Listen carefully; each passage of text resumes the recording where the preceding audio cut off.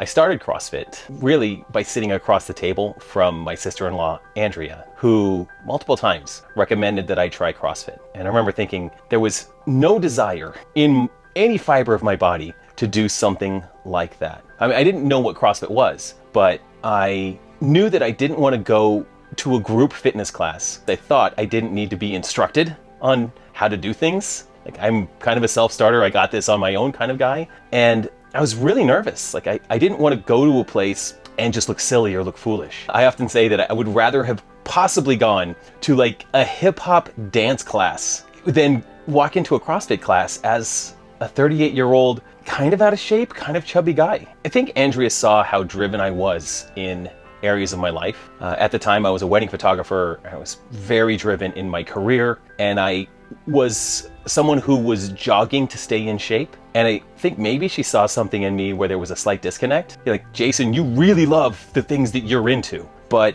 you know, this fitness thing, like, you're kind of jogging. And for me, like, Andrea was a pretty fit human being. I think that she saw that I was a little bit confused about CrossFit and just was pretty skeptical. And she was pretty hell-bent on the fact that CrossFit was a great thing. She absolutely loved it. And I was just not convinced. So I think it was almost as if she was daring me to give this a shot. She convinced me to go. It was almost as if I was doing her a favor. Her CrossFit Gym was doing a promotion where if I signed up, then she would get a month for free and maybe I would get a month for free. Like, there was some sort of deal with me signing up. So she invited me and I felt a slight obligation. Maybe I'd had a couple of beers when I committed to doing this thing with her. Like, I don't remember, but I was like, all right, I'm gonna go on this like Wednesday night and I'm gonna do this CrossFit class with her. And I committed probably a week in advance. And the day came to go.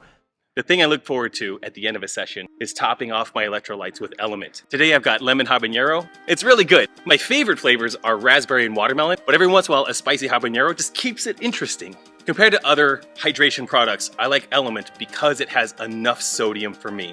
The proportions of sodium, potassium, and magnesium in Element are perfect for what I need to recover for the next couple of hours and to be ready for my next training session. Everyone I know is using Element. Element is offering my listeners a free sample pack with any order. That's 8 single-serving packets free with any Element order. This is a great way to try all 8 flavors. Find the one that you love and you just stock up on that one. Head to drinkelement.com/Jason Grubb. That's DRINKLMNT.com/Jason Grubb.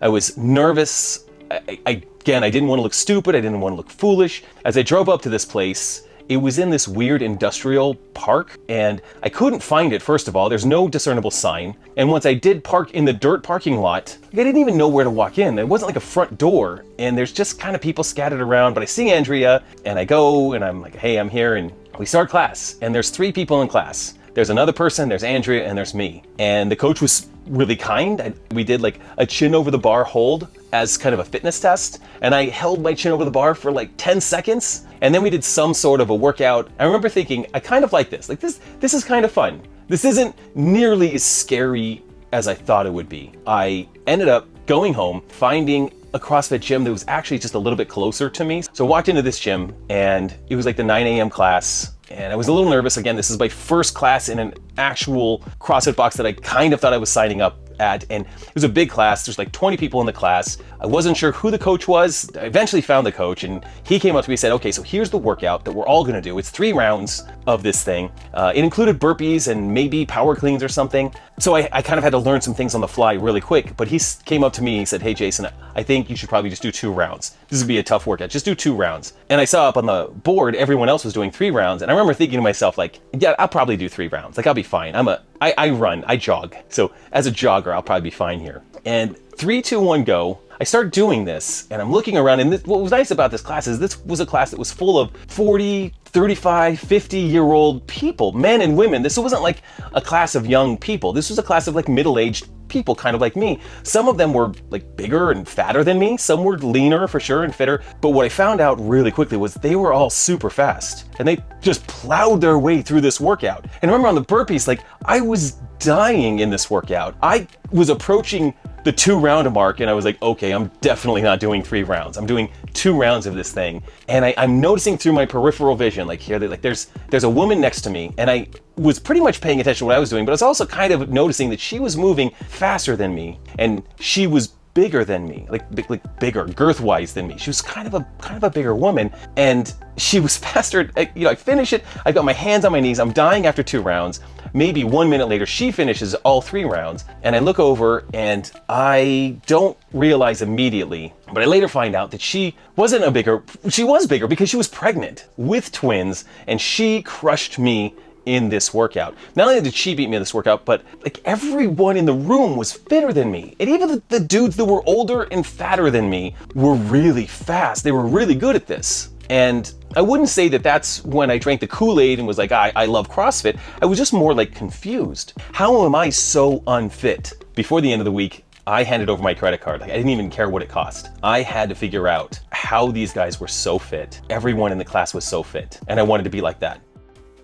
I also realized, having been a jogger or a runner for so many years prior to that, and I always thought that running for 45 or 50 minutes or an hour would just be great and be healthy for me and relieve all my anxiety and help me shed the extra weight I was carrying. After that 1 hour CrossFit class, even though the actual workout was maybe like 20 minutes, I was spent. I potentially worked out that hard when I was a gymnast in like 7th grade. So I started gymnastics in 5th grade, and I got pretty decent at it. And by 7th grade, I was doing like gymnastics competitions. And I did have some pretty crazy coaches. Like, we would train 5-6 days a week, and they'd be 2 or 3 hour training sessions. But the last hour of every training session was, I don't know what they would call it, but it would be just a list of workouts that we would have to do. And they were very CrossFit-like. It's funny that Greg Glassman, the founder of CrossFit, when he talks about it, he was trying to emulate a gymnastics routine in some of the workouts when he was designing CrossFit, because he was a gymnast as well. And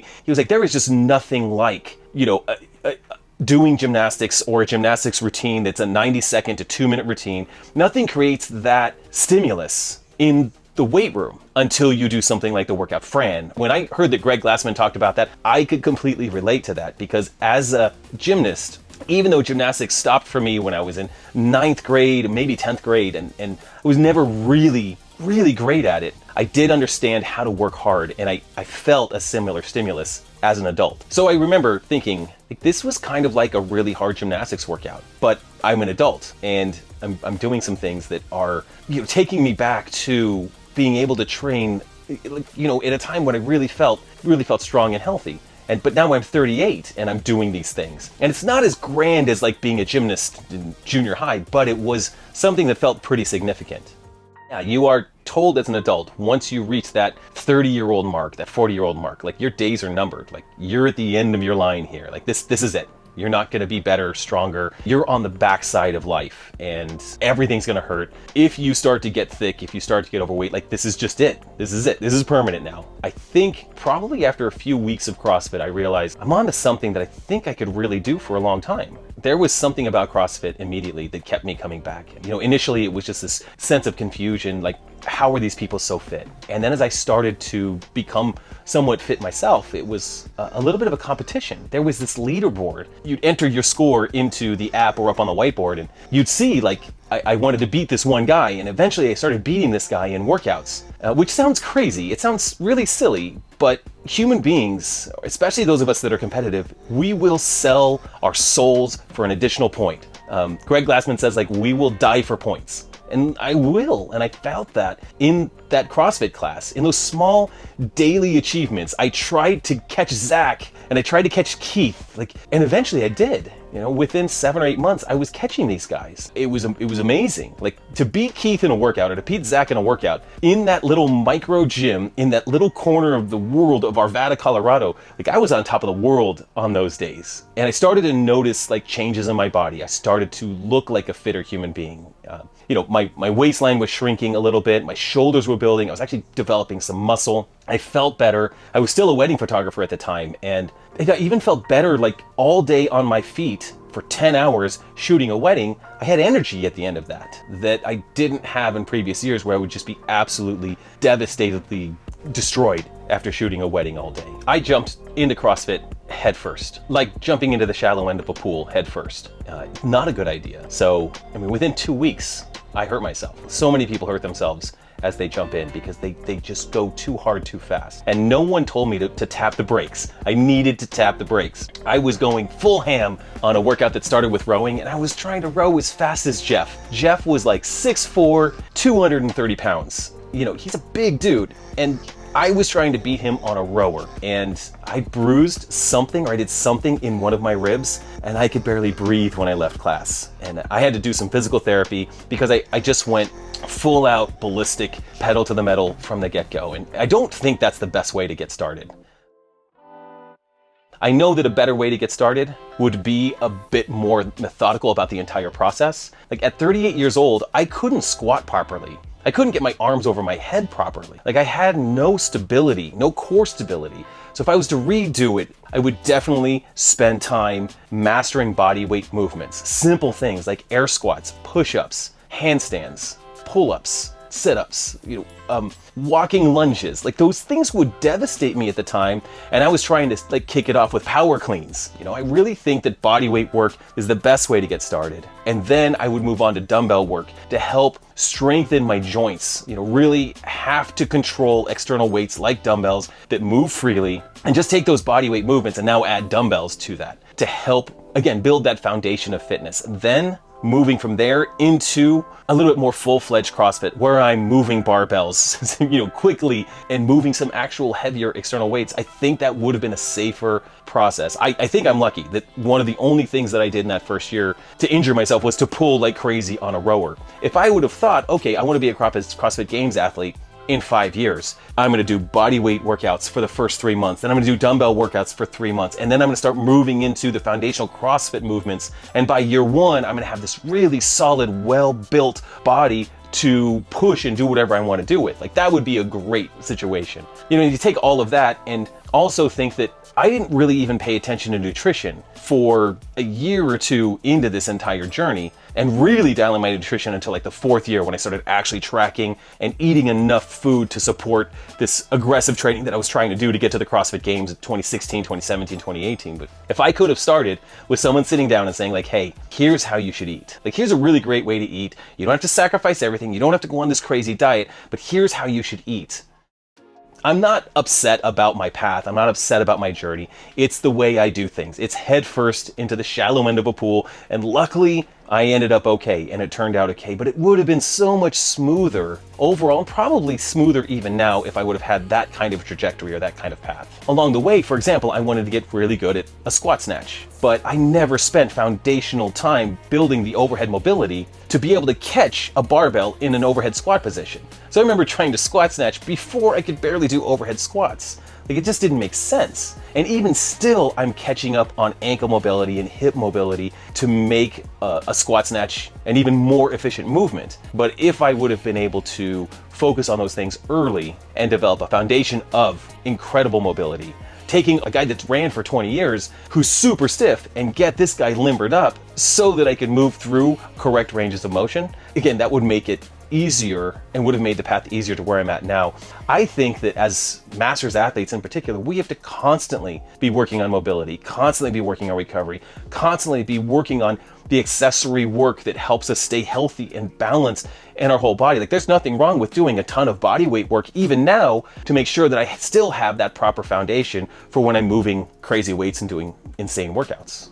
Any kind of training is adding stress to your body, and our body adapts to that stress by becoming stronger, more agile. All the positive things that we want from CrossFit is because of the stress that we cause to our body. But it also means that we balance that out with taking care of our body, getting appropriate amounts of sleep, appropriate amounts of food, being smart about mobility, being smart about recovery, because that's just as important as the actual training itself, the actual stress that we put on our body. And when we do it right, it all comes together, and our body at 47, for me, is able to do ridiculously amazing things. I can never imagine that I would be where I am doing what I'm doing as a 47-year-old, but it's not by accident. I pay attention to all that stuff now. At 37, I couldn't be on my feet all day taking pictures at a wedding without being nearly in bed all day the next day. You couldn't ask me to do air squats at age 37. I couldn't do walking lunges. I could jog a little bit, but you couldn't ask me to sprint 400 meters. You couldn't ask me to squat 200 pounds or bench 135 pounds or deadlift 135 pounds. These are crazy small numbers, but there's no way I could do those things at age 37 that at 47, I can deadlift 500 pounds.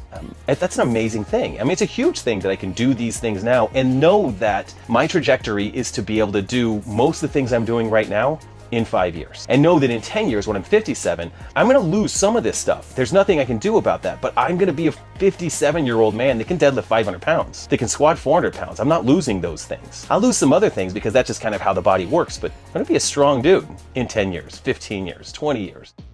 I'm confident that I'll be a strong 57-year-old, a strong 62-year-old, 15 years, a strong 67-year-old, because I've seen it. I see what those guys can do. And a lot of those guys won't have been doing CrossFit as long as I will have been doing it when I get to that age. Some of these guys are lifelong, fitness guys, but 57-year-olds can back squat 400 pounds. They can deadlift 500 pounds. They can do muscle ups and ring muscle ups. And imagine what I can do if I continue to take care of my body and I continue on this trajectory. It's going to be amazing what I'll be able to accomplish at 57 and 67. Don't get me wrong. I love winning almost as much as I hate losing, if that makes sense. I hate losing more. Really love winning. And the CrossFit Games are a huge motivator for me, but not as much of a motivator as being a 57-year-old that's a healthy, strong, capable human being, or a 67-year-old or a 77-year-old. The further along we get in life, the more fragile we are expected to become. And there is elements where we become more fragile, we become more breakable. But I know that we can slow down that process by putting in the work every day.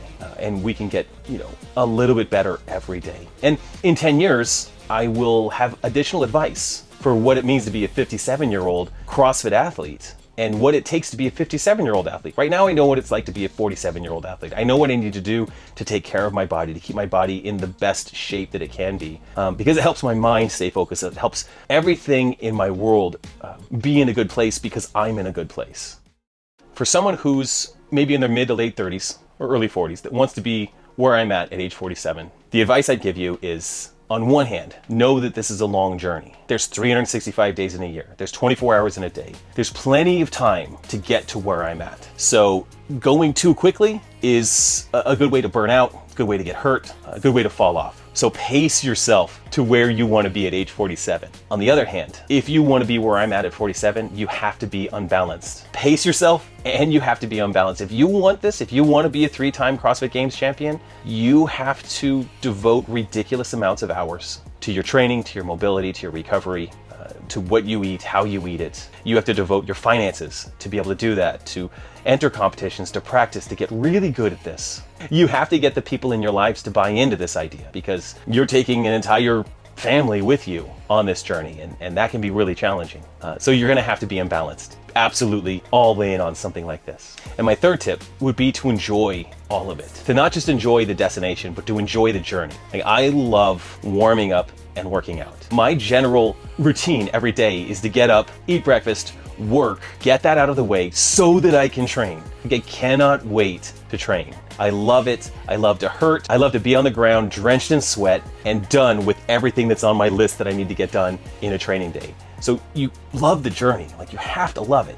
I love it. And I would do this even if I wasn't trying to be the fittest man on earth. I would still do this because I do love this so much. I look at workouts all the time. You're not supposed to pick up your phone and look at it first thing in the morning, but oftentimes one of the first things I look at is what's today's workout? Or even the night before when I go to bed, what do I get to do tomorrow for working out? Because I love it. I really love it. And if it's a really brutal workout, I can't wait to do it. And then when I'm doing it, I am in so much pain and agony. It takes so much grit to get through it. But I do love that feeling. I love what it feels like afterwards to know that I accomplished something significant every single day.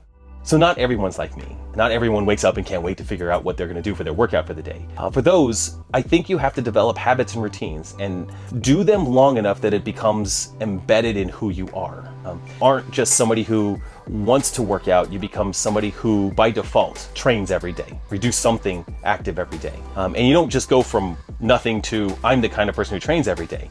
You set small goals for yourself. Like every day this week, I'm going to get up at this time, get my workout clothes on, and show up at the spot that I'm going to work out. And that's your whole goal. is just to get to that spot. And if you want to go back to bed, go back to bed. But only after you get to that spot with your workout clothes and your workout shoes tied, and you arrive in your basement where you work out, and you decide you just don't want to, fine, go to bed. But 9 times out of 10, you're already there, you're just gonna get the work done. And if you do that long enough, you establish the habits, you establish the routine, with the ultimate goal that you wanna be a healthy human being. If you don't have that as like a desire, I don't know if I can help you, but if you wanna be a healthy human being, then start with really small steps and develop these really consistent habits. And just the goal is get to that spot where you work out. And if you want another shortcut, like save your favorite podcast or your favorite audiobook or your favorite TV show for when you work out, so you can only listen to it when you're training. And I have a podcast I love to listen to, and I literally only listen to it when I'm training. So it's kind of like a dessert. Like I'm already excited that I'm training. Oh, and I get to listen to this podcast